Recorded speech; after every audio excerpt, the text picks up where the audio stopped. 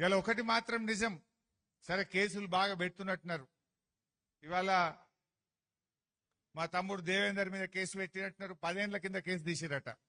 ఇక వేణు మీద అయితే పెట్టుడే పెడుతూనే ఉంటారు, రసమయ్య మీద లెక్కే లేదు. మా సోషల్ మీడియా తమ్ముళ్ళు సతీష్ కావచ్చు, సది కావచ్చు, ఇట్లా అనేక కేసులు పెడతా ఉన్నారు. కానీ వాళ్ళు గుర్తు పెట్టుకోవాల్సింది ఒక్కటే, ఇవాళ ఎవడు పెడతాడు కేసులు? ఓటమి అంచున ఉన్నవాడు, ఫ్రస్ట్రేషన్లో ఉన్నవాడు, ఇక నాతో కాదు అనుకున్నోడే కేసులు పెడతాడు. వాళ్ళు ఎన్ని కేసులు పెడుతుందంటే మన బీఆర్ఎస్ గెలుపు అంత దగ్గరికి పోతున్నట్టు లెక్క, మన గెలుపు దగ్గరికి వచ్చినట్టు లెక్క. రేవంత్ రెడ్డి అప్పుడప్పుడు అంటాడు, ఇక బీఆర్ఎస్ పార్టీ ఎక్కడున్నది భయ, అయ్యే పోయింది అంటాడు, శ్మశానానికి పోయింది అంటాడు. ఒకసారి అంటాడు బీఆర్ఎస్ పార్టీ అది సచ్చిన పాంతో సమానం అంటాడు. ఇంకొకసారి అంటాడు రకరకాల బీఆర్ఎస్ లేనే లేదు అంటాడు, బీఆర్ఎస్ మొలకెత్తనీయా అంటాడు, ఈయన మొఖానికి మొలకెత్తిన వడ్లు కొనే తెలివి లేదు కానీ బీఆర్ఎస్ ని మొలకెత్తనీయా అంటాడు. నాకు ఇందాక మా జీవి చెప్తుండు, అన్న ఇంకా వడ్లు అట్లనే ఉన్నాయే, తిమ్మాపూర్లో ఉన్నాయి, అల్గునూరులో ఉన్నాయి, ఇంకా యాడ చూసినా 2 నెలలు అయినా ఇంకా వడ్లు కొంటలేరు, యాడవైనా 5 కిలోల తరుగు పెడుతున్నారు, వడ్లు కొనే దిక్కు లేదన్నా అన్నాడు. ఈ రేవంత్ రెడ్డికి వడ్లు కొనే మొహం లేదు కానీ బీఆర్ఎస్ ను మొలకెత్తనీయా అని మాట్లాడుతుండు. మొన్న అల్గునూరులో మా వాళ్ళు ట్రైలర్ చూపలేదాము, అది గుర్తుపెట్టుకో. ఇవాళ రేవంత్ రెడ్డి ఆయన పరిస్థితి ఆయనకే మనకంటే బాగా అర్థమైంది. మొన్న బహుశా మీరు చూసి ఉంటారు, అరే నేను చెప్తే ఆఫీసర్లు ఇంటలేరు అంటుండు. హైదరాబాద్ లో వర్షాలు పడ్డాయి, యాడికాడ ట్రాఫిక్ జామ్ అయిపోయింది, నేను ముందే చెప్పినా కానీ నా మాట ఎవడు ఇంటలేడు అన్నాడు. ఎందుకు ఇంటలేరు? నీ పని అయిపోయిందని వాళ్ళకి అర్థమైంది. నీ పని అయిపోయింది, నువ్వు ఉండేది లేదు కనుక నీ మాట ఎవడు వినకుండా అయిపోయింది, నీ పతార కథమైపోయింది. ఇవాళ అందుకే నేను కార్యకర్తల్ని కోరేది ఒక్కటే, మంచిగా పనిచేద్దాం. ఇది నిజంగా మన కోసం కాదు, రేపటి తెలంగాణ భవిష్యత్తు కోసం బీఆర్ఎస్ గెలవాల్సిన అవసరం ఉంది. ఇప్పుడు రేవంత్ రెడ్డి చేసిన పాపాలు, అరాచకాలు, అవినీతి, ఇది రేపు సెట్ చేయాలంటేనే ఇంకో 5 ఏళ్ళు పడుతుంది. అసలు రేవంత్ రెడ్డి పాలనలో స్కీములు లేవు, అన్ని స్కాములే. కేసీఆర్ ఉంటే అన్ని స్కీములే, ఎప్పుడు చూడు స్కీములే. ఎలక్షన్లలో మేనిఫెస్టోలో చెప్పకపోయినా కళ్యాణ లక్ష్మి ఇచ్చిండు కదా కేసీఆర్. ఓట్ల ముందు చెప్పిండా కళ్యాణ లక్ష్మి? కేసీఆర్ కిట్ ఓట్ల ముందు చెప్పిండా? రైతు బంధు అనే పథకం ఓట్ల ముందు చెప్పిండా? రైతు బీమా అనే పథకం ఓట్ల ముందు చెప్పినమా? ఎన్నికల ముందు హామీలు ఇవ్వకపోయినా ప్రజలకేం కావాలో ప్రజల మనసెరిగి పాలన అందించింది కేసీఆర్ ప్రభుత్వం, ప్రజల కోసం పనిచేసింది కేసీఆర్ ప్రభుత్వం. కానీ రేవంత్ రెడ్డి అంతా స్కామ్లే. ఏ స్కీము చూడు, ఇలా సివిల్ సప్లైలో స్కామ్, సింగరేణిలో స్కామ్, హ్యామ్ రోడ్లలో స్కామ్, చివరికి గా పిల్లల బట్టలు కొని పిల్లలకు అన్నం పెట్టే ఉప్పు పప్పుల కోడిగుడ్లలో కూడా స్కామే. భూముల్లో స్కామ్, పవర్లో స్కామ్, అసలు స్కాములు చేయని డిపార్ట్మెంటే లేదు. ఎండ్ల చూడు స్కామే, స్కీములు లేవు, అంతా మోసం. ఇవాళ మీ జిల్లా మంత్రులు పాపం వాళ్ళని చూస్తే నాకు జాలేస్తా ఉంది. నేను మొన్నెప్పుడో మాట్లాడినా, గురుకుల పాఠశాలల్లో, ప్రభుత్వ పాఠశాలల్లో గా పిల్లలకు అన్నం పెట్టే కోడిగుడ్ల మీద, ఉప్పు పప్పు మీద కూడా ఎవడన్నా పైసలు తింటారా? పాపం తగులుతుంది అన్న. 2000 కోట్ల స్కామ్ జరిగింది అని నేను మీడియాలో మాట్లాడినా. మన కరీంనగర్ జిల్లా మంత్రులు మన జిల్లా పరువు తీస్తున్నారు. లక్ష్మణ్ గారు, పొన్నం ప్రభాకర్ గారు నాకు ఛాలెంజ్ చేసిండ్రు. అరే నువ్వు 2000 కోట్ల స్కామ్ అంటున్నావు, మేం కొన్నదే 680 కోట్లది అన్నారు. వాళ్ళకి నిజంగా వాళ్ళని చూస్తే నాకు జాలేస్తుంది. మీ డిపార్ట్మెంట్లో మీరు మంత్రులుగా ఉండి అసలు మీ డిపార్ట్మెంట్లో ఏం జరుగుతుందో మీకు తెలియని పరిస్థితుల్లో మీరున్నారు. బట్టలు కానీ, బూట్లు కానీ, షూస్ కానీ, టై కానీ అవి 1200 కోట్ల రూపాయలతో టెండర్ పిలిచిండ్రు.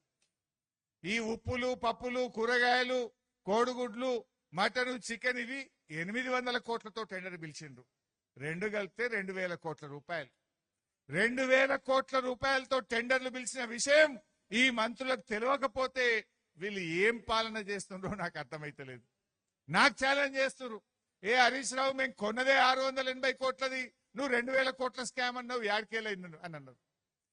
ఎంత కొంటున్నారో ఎంత టెండర్లు పిలిచిండ్రో కూడా తెలియని అయోమయ స్థితిలో ఈ పొన్నం ప్రభాకర్ గారు, ఈ లక్ష్మణ్ గారు ఉంటే నేను వారి విజ్ఞతకే వదిలేస్తున్నా.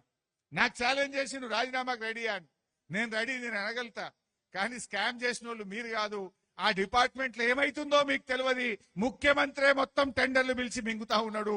ఆ అనుముల వారి అన్నదమ్ములే మింగుతున్నారు కనుక మీకు ఏమైతుందో మీకు తెలియదు. నేను మిమ్మల్ని అని కూడా ఉపయోగం లేదు. వీళ్ళ కనీసం వాళ్ళ డిపార్ట్మెంట్ లో ఎంత టెండర్లు పిలిచిండ్రో ఎంత మింగినరో కూడా తెలుస్తలేదు.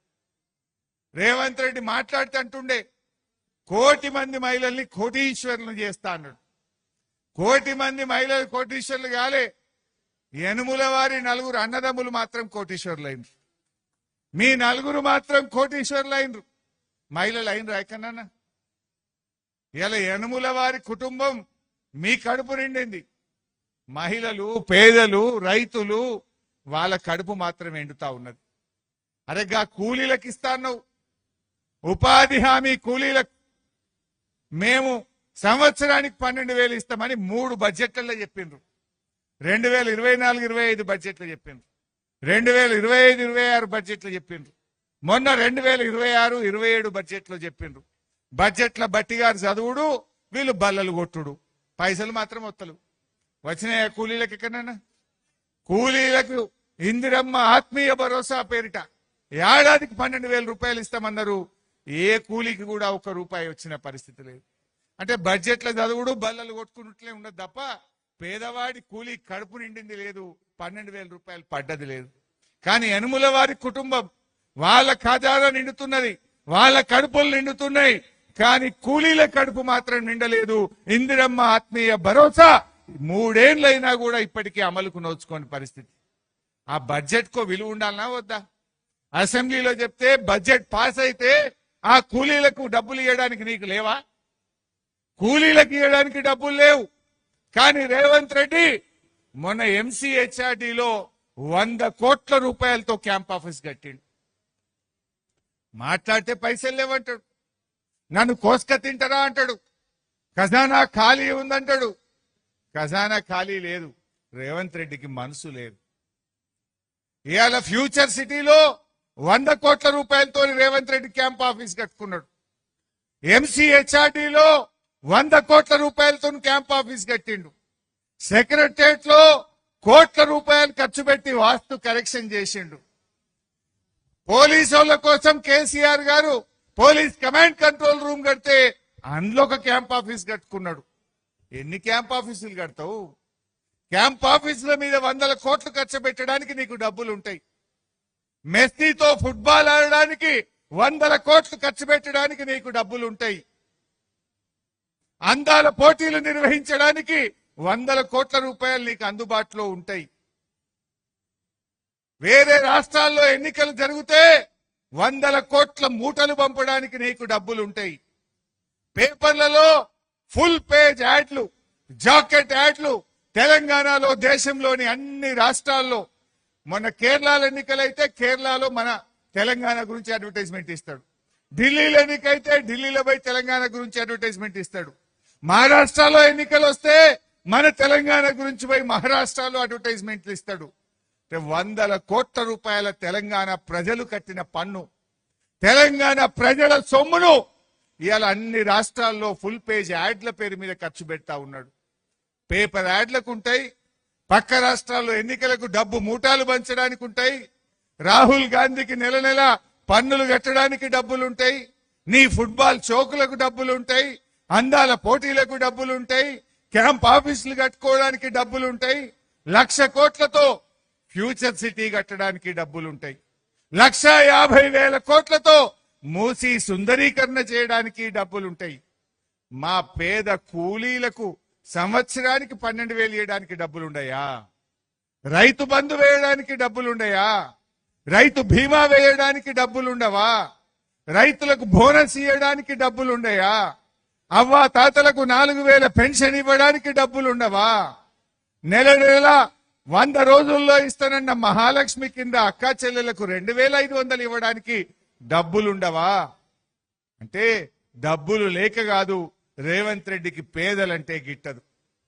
ఎందుకంటే అవ్వ తాతకు 4,000 ఇస్తే కమిషన్ రాదు కదా. అక్క చెల్లెళ్లకు నెలకు 2,500 ఇస్తే రేవంత్ రెడ్డి యనుమల బ్రదర్స్ కు కమిషన్ రాదు కదా. అందుకే ఎక్కడ కమిషన్ వస్తే అక్కడనే పైసలు ఖర్చు పెడుతున్నాడు రేవంత్ రెడ్డి. 1,00,000 కోట్ల మూసి సుందరీకరణకు డబ్బులు పెడుతున్నావు అంటే నీ కమిషన్ల కోసం, నీ రియల్ ఎస్టేట్ వ్యాపారం కోసం పెడుతున్నావు. ఫ్యూచర్ సిటీ మీద ఖర్చు పెడుతున్నావంటే నీ రియల్ ఎస్టేట్ వ్యాపారం కోసం, నీ కమిషన్ల కోసం ఖర్చు పెడుతున్నావు. ఇది ఈ రాష్ట్రంలో జరుగుతున్నటువంటిది.